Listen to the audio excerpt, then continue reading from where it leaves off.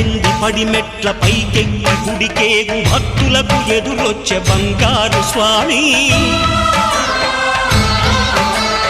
ఇరుముడులు స్పృశించి శుభమనుచు దీవించి జన బృందముల చేరే జగమేలు స్వామి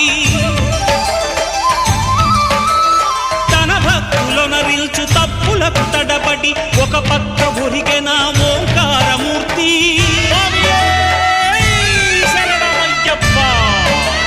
స్వాములందరూ తనకు సాయము కాగా ధీమంతుడై లేచే ఆ కన్య స్వామి పట్టబంధము వీడి భక్తతతికై